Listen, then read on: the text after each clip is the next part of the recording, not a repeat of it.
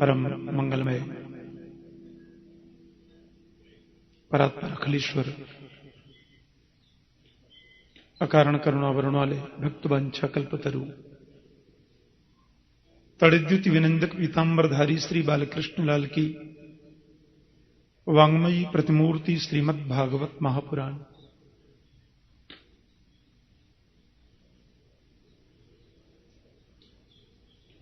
परम वंदनीय संत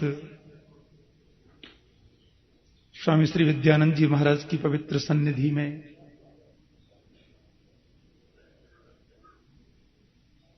गोपियों की आराध्या ब्रजांगनाओं द्वारा सेवित माता कात्यायनी जी के चरणों में बैठकर भागवतामृत रसपान करने के लिए हम सब लोग संवेद रूप से एकीभूत हैं।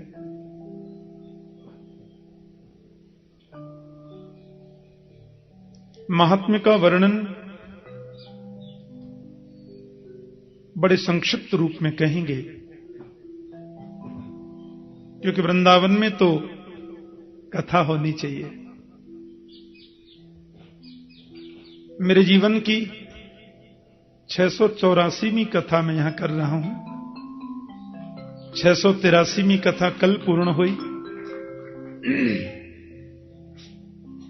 वैसे तो ये 683वीं कथा होनी थी, पर बीच में कथा और व्यस्तता में आ गई तो ये नंबर 84वां हो गया।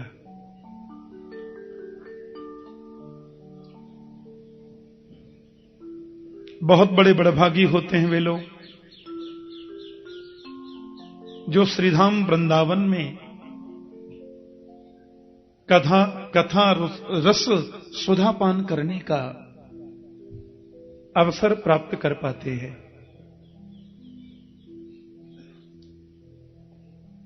कथा तो हम लोग सब जगह करते ही हैं, देश में विदेश में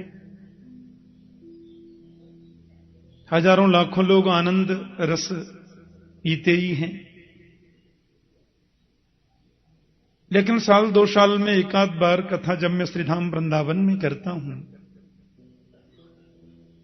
तो मेरा भाव यह रहता है कि मैं यहां कथा ज्यादा कहूं और सब कम। और क्योंकि श्री श्री मां कात्यायनी के चरणों में बैठकर हम लोग कथा सुनेंगे और सुनाएंगे, इसलिए मेरा प्रयास होगा कि मैं यहां बिल्कुल विशुद्ध भागवत की कथा करूं और आपको भागवत के संपूर्ण मूल विषय को सुनने का अवसर मिले, ऐसा मेरा प्रयास होगा। क्योंकि इस पवित्र स्थान पर जहां गोपियों ने मां की कृपा से गोविंद को पाया, इस स्थान पर विराजित होकर के कथा सुनने वाले तो धन्य हैं ही, जिनको कथा कहने का अवसर मिल रहा है उनकी कथा और वाणी दोनों ही धन्य हो जाती है। यह भूमि ऐसी है कि सच्चिदानंद रूपाय विश्वोत्पत्त्यादि हेतवे तापत्रय विनाशाय श्री कृष्णाय वयं नमः। बड़ी उपयोगी बातें हैं। सत्य, चित और आनंद जीवन का परम सार और परम लक्ष्य है। ये सच्चिदानंद जो त्रिकालावाधित सत्य है, जो आदि मध्यांत सत्य है, जो अपरिवर्तनीय सत्य है, उसे हम सत्य बोलते हैं। सत्यव्रतम सत्यपरम त्रिसत्यम सत्यस्य योनिम निहितम च सत्ये सत्यस्य सत्यम मृत सत्य नेत्रम सत्यात्मकम त्वाम शरणम प्रपन्नाः। जो सत्यव्रत है, त्रिसत्य है, जिसका मूल भी सत्य है, मध्य भी सत्य है और कभी नहीं होने वाला अंत भी सत्य है, उसे हम सत बोलते हैं। परमात्मा का दूसरा नाम चित है, माने प्रकाश, जिसे कभी किसी से प्रकाश उधार लेने की जरूरत नहीं पड़ती। सूर्य में रोशनी भी उसकी कृपा से है, चंद्रमा में शैतल्य भी उसकी कृपा से है। प्रकृति के जितने भी नियम चल रहे हैं स्वतः उसके द्वारा ही निर्देशित हैं। यह संपूर्ण आकाश जिसका मंदिर शिखर है मानो, पुष्पों में सुगंध वो है तो रंग भी वही है, प्रकाश स्वरूप है, बल्कि अपने प्रकाश से दुनिया को प्रकाश देता है, इसलिए उसका नाम चित्त है। और तीसरी बात बड़ी सुंदर कही, आनंद है वो। आनंद की परिभाषा तो भागवत में बड़ी विचित्र रूप में वर्णित है। आनंद का मतलब क्या है? कुछ लोग भोजन करते हैं और पूछे कैसा लगा, तो बहुत आनंद आया। एयर कंडीशन कमरे में सोए, सवेरे उठे, कैसा लगा, बहुत आनंद आया। यह आनंद की परिभाषा नहीं है। अरबों की संपदा हमने प्राप्त कर ली, उससे सुख प्राप्त होगा, आनंद नहीं। भौतिक सुविधाओं से हमने युक्त जीवन जी लिया, उससे हमें सुविधा और सुख मिलेगा, आनंद नहीं। क्योंकि आनंद तो सिवाय गोविंद के दूसरा कोई होता ही नहीं है। आनंद तो स्वयं कृष्ण है। आपने देखा होगा भागवत की कथाएं जब होती हैं तो चतुर्थ श्री कृष्ण जन्मोत्सव मनाते हैं, चतुर्थ दिवस। तो कृष्ण जन्मोत्सव में लोग क्या बोलते हैं? नंद घर आनंद भयो, जय कन्हैया लाल की। अवध घर आनंद भयो, जय राजा राम की। नंद घर आनंद भयो, जय कन्हैया लाल की। नंद घर कृष्ण भयो, जय कन्हैया लाल की नहीं। नंद घर गोविंद भयो, जय कन्हैया लाल की नहीं। नंद घर आनंद भयो, क्योंकि आनंद स्वयं कृष्ण है, आनंद स्वयं राम है। जो आनंद सिंध सुख राशि, सी करते त्रैलोक सुपासी, सो सुख धाम राम अस नामा। जो आनंद का सिंधु है, जिसके आनंद की सिंधु की बिंदु भी किसी को प्राप्त हो जाए तो पूरा विश्व प्रपंच आराम विराम और विश्राम का अनुभव करता है। इसलिए राम ही आनंद है, कृष्ण ही आनंद है। तो सत भी श्री कृष्ण, चित भी श्री कृष्ण और आनंद भी श्री कृष्ण। एक और बात, दुनिया की हर चीज को आप पलट सकते हैं। सुख का उल्टा तो दुख होता है, रात्रि का उल्टा दिन होता है, प्रकाश का उल्टा अंधकार होता है, गोरे का उल्टा काला होता है, विद्वान का उल्टा मूर्ख होता है। लेकिन आनंद का उल्टा कभी कुछ होता है? आनंद का उल्टा कभी कुछ कर सकते आप? एक सज्जन बोले आनंद का उल्टा भी होता है महाराज। मैंने कहा क्या होता है? बोले आनंद का उल्टा होता है निरानंद। मैंने कहा निरा तो तुमने अपनी तरफ से लगा लिया, आनंद तो जैसे कि तैसा ही है। और निरा तो हमने जोड़ दिया न जी, आनंद तो जैसे कि तैसा है। अब उसको निरानंद बोल दो, चाहे परमानंद बोल दो, चाहे ब्रह्मानंद बोल दो, चाहे विषयानंद बोल दो, उसके पहले निरा लगाओ, चाहे परम लगाओ, चाहे विष लगाओ, चाहे ब्रह्म लगाओ, लेकिन आनंद को आप पलट नहीं सकते।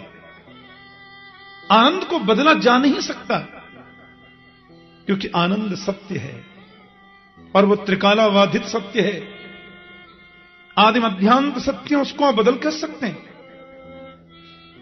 तो सत्य भी श्री कृष्ण है, चित्त भी श्री कृष्ण है और आनंद भी श्री कृष्ण है। विश्वोत्पत्त्यादि हेतवे वो जरा सा मुस्कुराता है, सृष्टि का सृजन हो जाता है। वो जरा सा गंभीर होता है, सृष्टि का पालन हो जाता है। और वो भ्रुकुटी को जरा सी टेढ़ी कर लेता है, प्रलयंकाली समुद्र में सब डूब जाते हैं।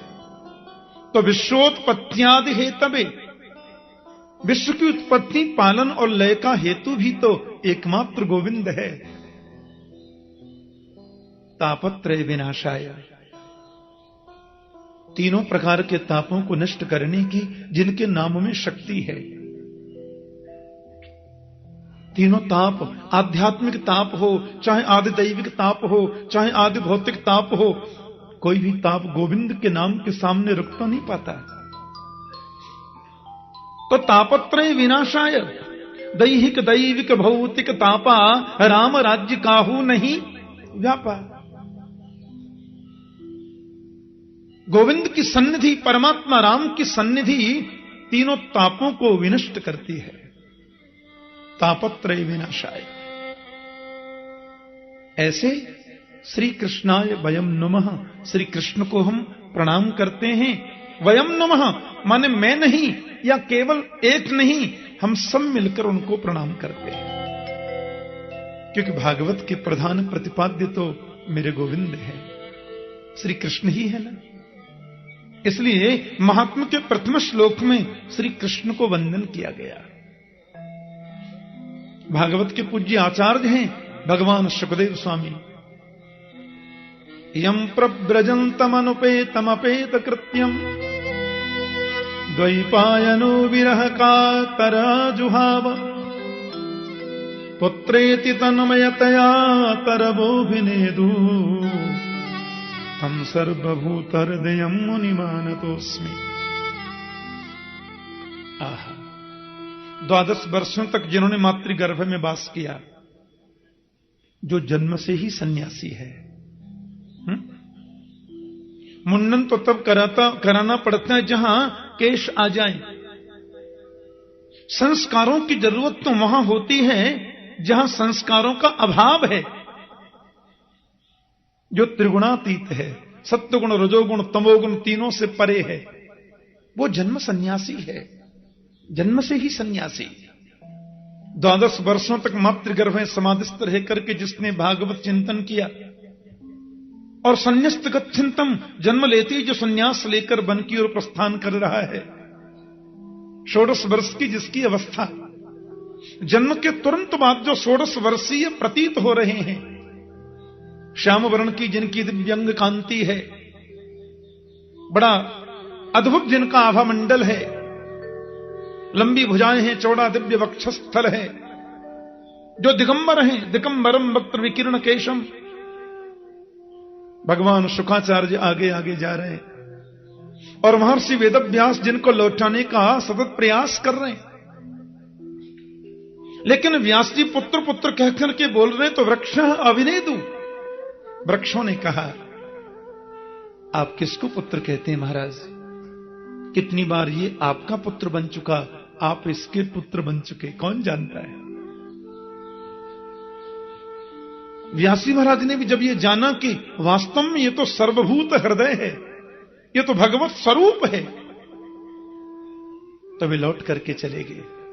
तम सर्वभूत हृदयम मुनिमानतोस्मि। ऐसे भगवान सुखदेव के चरणों में हम बार बार प्रणाम करते हैं, बार बार वंदन करते हैं। मां कात्यायनी के चरणों में बैठ करके हम लोग इस अमृत रस सुधा का पान करने के लिए एकत्रित हैं। ऐसे ही पुराण की कथा के लिए एक बड़ी सुंदर भूमि बताई शास्त्रों में, उसका नाम है नैमिषारण्य। 88,000 संत जन विराजमान थे, जिनका जीवन ही कथा है। एक पुराण की कथा पूरी हुई तो दूसरी प्रारंभ। आपस में ही चर्चा करते हैं, कभी किसी को वक्ता बना करके बैठ जाते हैं। लेकिन आज अपने नित्य के कर्मों से निवृत्त होकर के वो ऋषि जन जब बैठे थे, शौनकादि बोलते हैं उन्हें, उनके मध्य में आदरणीय सूत जी महाराज पधारे। वे ऋषि तो बड़ी लंबी उम्र वाले हैं, कोई 1000 वर्ष के हैं, कोई 10,000 वर्ष के हैं, कोई लाख वर्ष के हो गए। और आश्चर्य की बात यह है कि वो सभी ब्राह्मण हैं। आज उनकी कथा के मंडप में, उन ऋषियों की मंडली के मध्य में बिल्कुल एक युवा संत आया। महर्षि वेदव्यास के परम प्रिय शिष्य, भगवान शुक्राचार्य के गुरु भ्राता। और आश्चर्य की बात यह है कि ये ब्राह्मण नहीं है। प्यार से बोलो जय श्री कृष्ण। अब देखो, ये तो आपको ध्यान रखना पड़ेगा 8 दिन पूरा, कि कुंभकर्ण की पत्नी श्रीमती निद्रा देवी जो हैं, वो कथा में थोड़ा गड़बड़ तो करती। हां, एक माता तो मेरे से बोली, ठाकुर जी थे इतनी सोनी कथा बाँचो थाने के बताऊं महाराज। मैंने कहा क्या अच्छा लगता है आपको कथा में? बोले मैं 2-2 गोली नींद की खाऊं तऊ माने नींद को नहीं आवे। थारी कथा में तो बैठते ही माने ऐसी चोखी नींद आवे थाने के बोलूं महाराज। मैंने कहा किसी काम में तुमने मुझे पास तो किया माता? वो जरूर आती हैं। हां, श्रीमती निद्रा।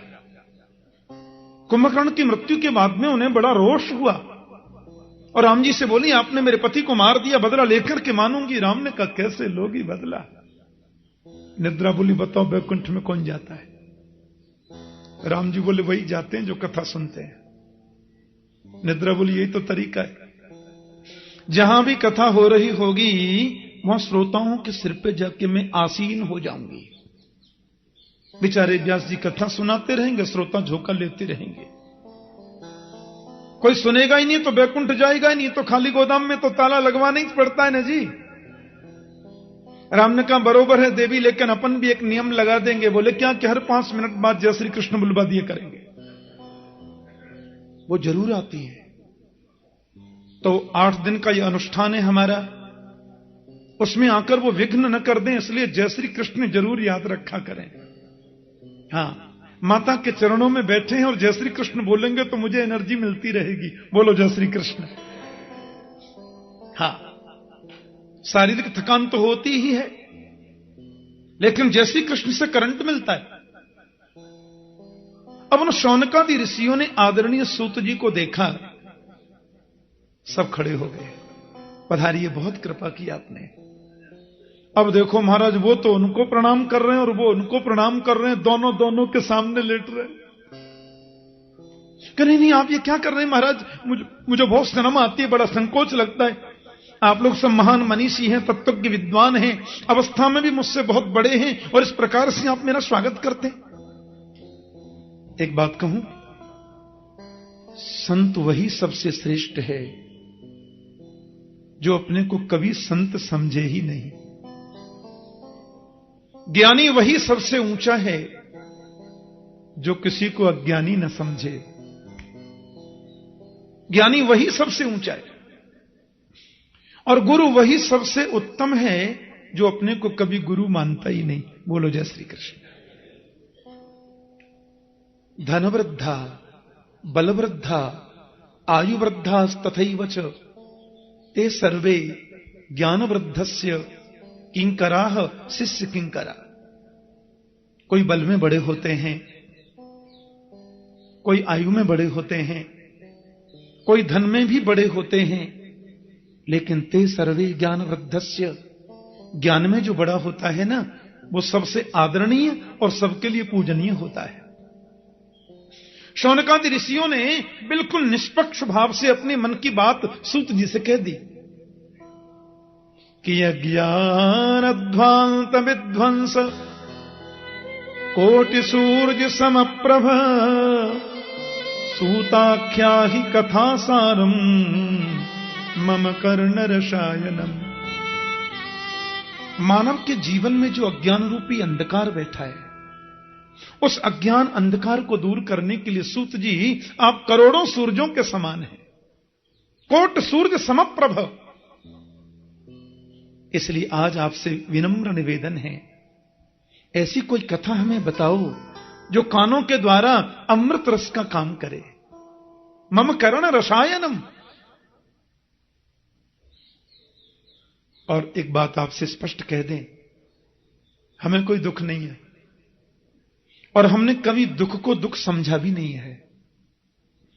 और कदाचित दुख आवे भी तो सूत जी दुख और सुख तो मन की मान्यता है।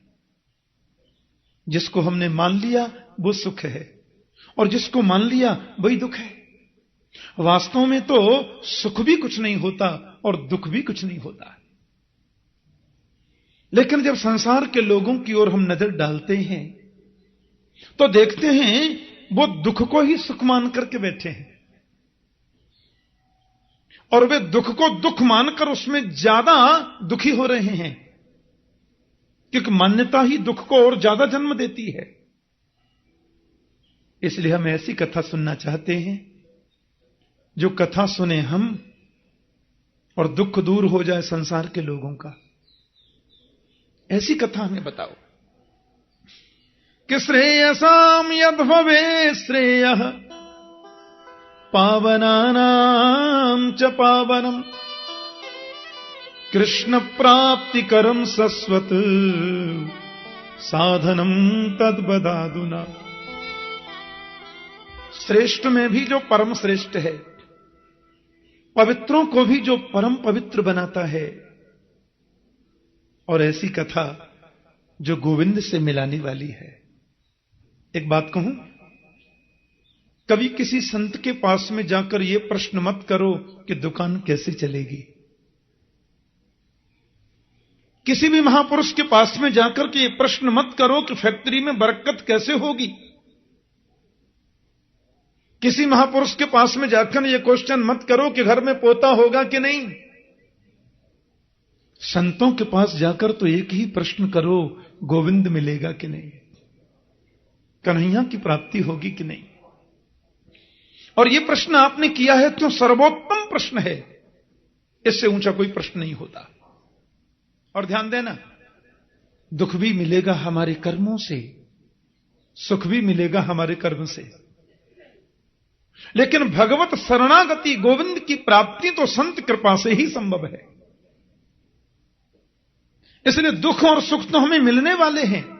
ना भुक्तम क्षीयते कर्म जन्म कोटि शतैरपि अवश्यम एव भुक्तव्यम कतम कर्म शुभाशुभम। जैसा कर्म अपन करते हैं वैसा फल मिलने वाला है, और बोया पेड़ बबूल का तो आम कहां से होए, संभव ही नहीं है। लेकिन संत कृपा कर दें तो भगवत शरणागति प्रदान कर सकते हैं। संत कृपा कर दें तो गोविंद को आपको प्रदान कर सकते हैं। इसलिए महापुरुषों के पास में जाकर यदि प्रश्न करना है तो यही प्रश्न करो, कृष्ण प्राप्ति करम शाश्वत साधनम तद्बदाधुना। ऐसा साधन बताइए जो कृष्ण की प्राप्ति कराने वाला हो। बहुत प्रसन्न हो गए सूत जी। सच्चा संत ऐसे प्रश्नों से ही प्रसन्न होता है। संसार की व्यर्थ की बातों से हम संतों के क्षण को बर्बाद करते हैं। और महाभारत में लिखा है कि संतों का क्षण और अन्न का कण कभी बर्बाद मत करो। महापुरुषों के पास जाकर तो गोविंद मिलन की साधना पूछो। आदरणीय सूत जी महाराज गदगद हो गए। कालव्याल मुखग्रास त्रास निर्नाश हेतवे श्रीमद्भागवतम शास्त्रम कलौ कीरेण भासितम। ये काल रूपी जो ब्याल है, ब्याल बोलते हैं सर्प को। असल में हमारा जीवन क्या है? एक बहुत बड़ा अजगर सांप है और अपना मुंह खोल करके पड़ा हुआ है। अब मैं उस अजगर सर्प के मुंह के अंदर बैठा हूं, तो मेरा जीवन सुरक्षित कब तक है? जब तक वो सर्प अपना मुख बंद ना कर ले। उसने मुख बंद किया, यहां राम नाम सत्य हो गई। एक पल भी जिस मानव के जीवन का भरोसा नहीं है, उसको भी शीघ्र गोविंद से मिलाने की सामर्थ्य किसी में है तो केवल भागवत की कथा में ऋषियों। देवताओं को भी इस कथामृत को पान करने का कभी कभी अवसर नहीं मिलता है। राजर्षि परीक्षित को भगवान सुखदेव कथा सुना रहे थे, सब लोग जानते हैं प्रसंग। अमृत सुधा को लेखन के देवता लोग आए, कलश सामने रखा और बोले परीक्षित को जो आप अमृत पिला रहे हैं कथामृत वो हमें दे दीजिए, और इस भागवतामृत को परीक्षित को हमको दे दीजिए, और ये स्वर्ग का अमृत परीक्षित को प्रदान करें, तो सर्प भय से परीक्षित को मोक्ष मिलेगा और संसार भय से हमें मुक्ति मिलेगी। सुखदेव जी बोले कर तो देता, पर देवताओं ने जो भागवतामृत की तुलना स्वर्ग के अमृत से करी, ये मुझे प्रिय नहीं लगा। देखो तो स्वर्ग का अमृत है क्या? हमने यहां सकाम अनुष्ठान किया, बड़े यज्ञ किए, दान किए, धर्मशालाएं बनवाई, कुएं बनवाए, और वो सब सकाम किया तो उसका फल होता है हम स्वर्ग में जाते हैं, और जब तक हमारी एफडी जमा है हम स्वर्ग में रहते हैं। और तेतम भुक्त्वा स्वर्गलोकम विशालम क्षीणे पुण्ये मर्त्यलोकम विशंति, जैसे ही पुण्य क्षीण हुआ हम फिर मृत्युलोक में गिर जाते हैं। तो पुनरपि जननम पुनरपि मरणम पुनरपि जननी जठरे शयनम, बार बार जन्म लेना, बार बार मातृगर्भ में आना, इससे छुटकारा स्वर्ग अमृत पान करने से नहीं मिलता। क्षम तदावीक्ष, ब्रह्मा जी ने राजा परीक्षित के मोक्ष को देखा, पुरा धाता भी विस्मित। ब्राह्मण का विमान किसका जा रहा, भाई कौन है इसमें? बोले आपको नहीं मालूम? राजा परीक्षित 7 दिन कथा सुनिए ना भागवत के नियम से, वैकुंठ मिल गया। ब्रह्मा ने कहा बाप रे, ये कैसे हुआ?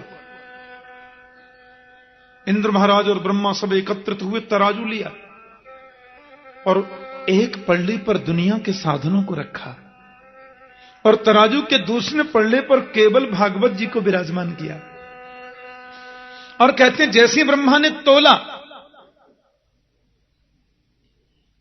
तो लघुन्यनानि जातानि गौरवेन इदम महत, अपनी गरिमा से भागवत का पढ़ना नीचे को चला गया, समस्त साधनों का पढ़ना ऊपर को है।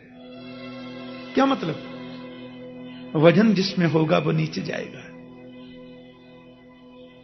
ब्रह्मा ने देवताओं से कहा अरे देवो, ये कोई पोथी नहीं है, ये कोई किताब नहीं है, ये ग्रंथ भी नहीं है, ये तो मेरे गोविंद हैं साक्षात। तेनेयं वांग्मयी मूर्ति प्रत्यक्षा वर्तते हरे, ये तो हरि का वांग्मय स्वरूप है साक्षात। दंडवत करी ब्रह्मा ने, देवताओं को आश्चर्य हुआ। वही कथा मैं आपसे कहूंगा, सूजी करें। नारद जी ने ब्रह्मा जी से श्रवण किया था इसका सविधि, लेकिन सप्ताह श्रवण की विधि क्या है वो सनत कुमारों से सुनी थी। वो क्या है, एक बार नारद जी महाराज दौड़े दौड़े गए, तीव्र गति से जा रहे थे, कुछ चिंतित भी थे। बोलो जय श्री कृष्ण। और विशाला क्षेत्र में बद्रीनाथ धाम में पहुंचे तो सनत कुमारों ने पूछा क्या बात है? कथम ब्रह्मन दीन मुख कुतश्चिंता तो रो भवान, आपको देखने से तो रोने वाला भी हंस जाता है, क्योंकि आप तो आनंद मूर्ति हैं। यो यह श्रद्धस्स एव स, गीता में गोविंद कहते हैं, जिसके प्रति हम श्रद्धा करते हैं धीरे धीरे श्रद्धास्पद के गुण हमारे जीवन में आने लग जाते हैं।